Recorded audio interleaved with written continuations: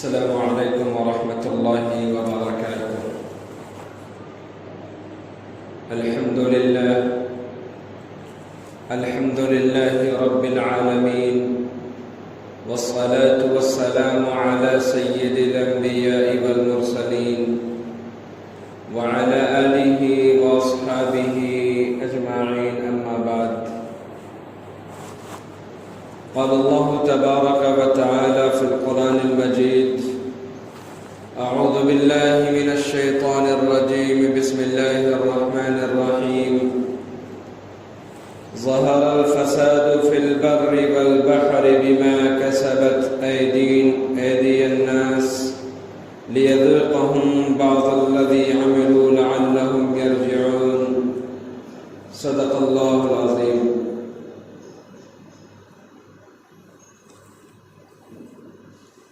میرے محترم بھائیوں، بزرگوں، پردہ نشین خواتین، عفت ماؤں اور بہنوں،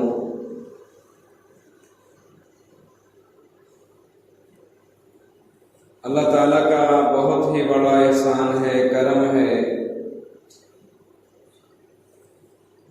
اس نے ہمیں ایمان عطا کیا ہے. وہ ایمان جسے لے کر جناب محمد رسول اللہ صلی اللہ علیہ وسلم کو بھیجا، اور دنیا کا سب سے قیمتی انسان وہی ہے جس کے دل میں ایمان ہے. جس دل میں ایمان نہ ہو وہ دل ویران ہے، اندھیرا ہے، خالی ہے، شیطان کا گھر ہے. جس گھر میں دین نہ ہو اس گھر میں برکت نہیں ہے، اس گھر میں لڑائی ہے، جھگڑے ہیں، فساد ہے. جس گھر میں دین ہے وہاں پر سکون ہے، راحت ہے، آرام ہے. کل ملا کر اللہ پاک نے ہمیں اور آپ کو سکون والی زندگی عطا کرنے کے لیے دنیا میں بھیجا، سکون پانے کے لیے دنیا میں بھیجا، مگر ہم نے اپنے راستے ایسے غلط چن لیے جس وجہ سے ہمارے گھروں کا سکون ختم ہو چکا ہے. ہم طرح طرح کے حالات کے شکار ہیں، چاہے وہ ملکی حالات کے شکار ہوں، چاہے وہ حکومتی حالات کے شکار ہوں، چاہے ظالموں کے ظلم کے شکار ہوں، چاہے ہماری بچیاں درندوں کے ہاتھوں کے شکار ہوں. جو بھی حالات ہیں یہ سب ہمارے اپنے کیے ہوئے ہیں. اللہ تعالیٰ نے قرآن مقدس میں خود ارشاد فرمایا ہے.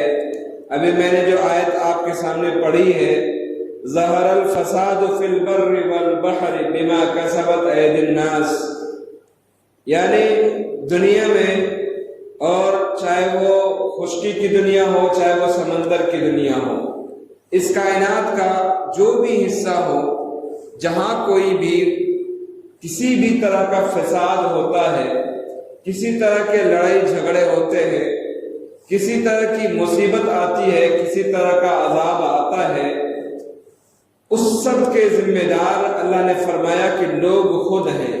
بما کسبت ایدی الناس، انسانوں کی کمائی ہوئی، انسانوں نے جو اعمال کیے ہیں وہ اسی کا نتیجہ ہوتا ہے.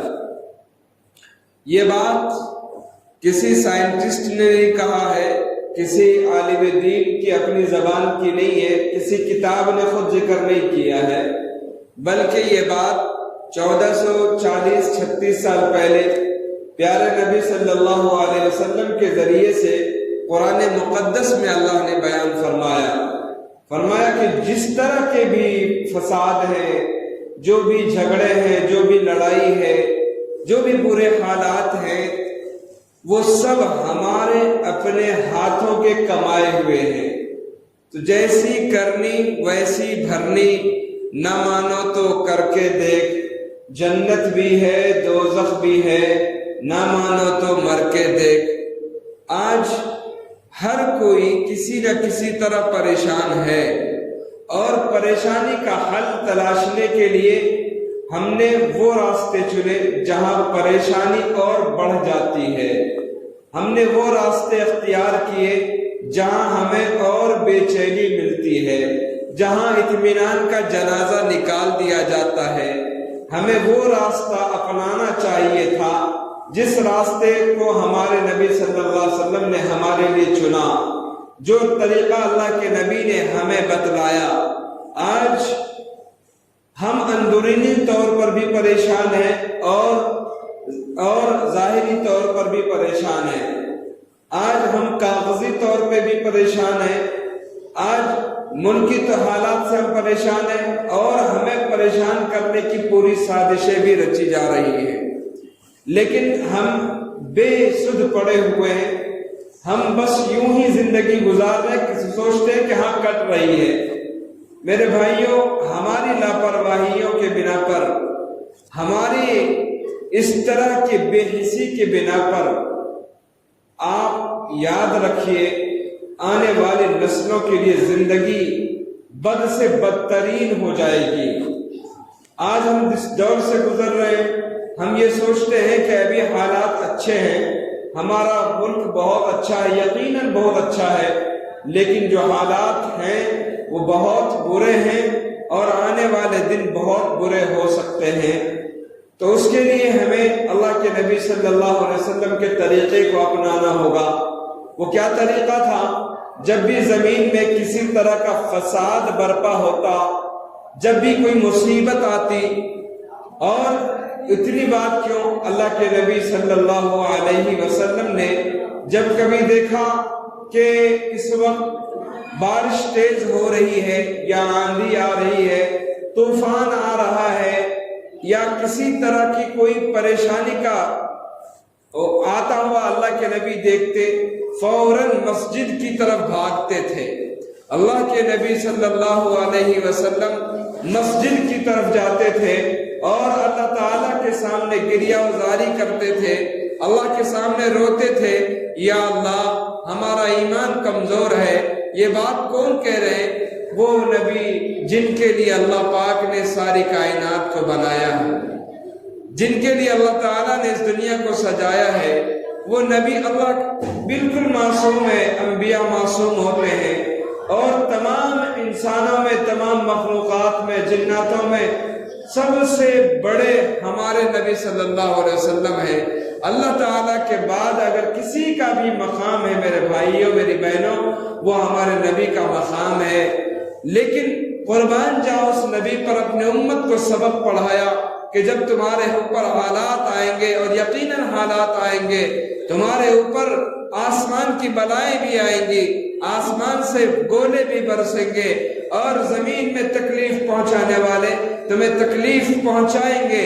تو ایسے حالات میں تم مسجدوں کا رخ کرنا، تم مسجدوں کا آباد کرنا، تم اللہ کے سامنے سر کو جھکانا اور اللہ کے سامنے گڑ گرانا، اللہ سے کہنا میرے اللہ مجھ سے یہ غلطی ہو گئی ہے، یا اللہ بے شک یہ ہمارے گناہوں کا نتیجہ ہے، آج ملک کے جو حالات بگڑے ہوئے ہیں، یا اللہ اس کے ذمہ دار ہم ہیں، اللہ اس کے ذمہ دار ہم ہیں۔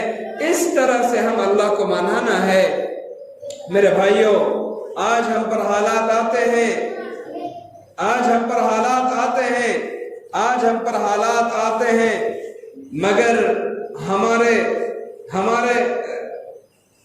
دل میں تھوڑی بھی کیفیت، ہمارے دلوں میں تبدیلی نہیں آتی، ہم تبدیل ہونا نہیں چاہتے۔ ایک سے ایک حالات، گھر میں بڑی سے بڑی بیماریاں آتی ہیں، ہم اسے نارمل سمجھ کر یوں ہی چھوڑ دیتے، سوچتے ہیں بس یوں ہی ہے، بس آیا اور چلا جائے گا، ہاں بخار آیا چلا جائے گا، ہاں فلاں بیماری آئی چلی جائے گی، ہاں اولاد نافرمان ہوا پھر بس ٹھیک ہو جائے گا۔ میرے بھائیوں، صحابہ کرام کا طریقہ یہ نہیں تھا، بلکہ جب صحابہ نے یہ دیکھا کہ حالات بگڑ رہے ہیں، یا دشمنوں کا پہرا لگا ہوا ہے، یا پھر بچے بگڑ رہے ہیں، تو وہ اللہ کے سامنے روتے تھے، اللہ کے سامنے گڑ گڑاتے تھے، اور اللہ سے مدد مانگتے تھے، اللہ سے کہتے تھے اللہ میری یہ پریشانی ہے، اس کا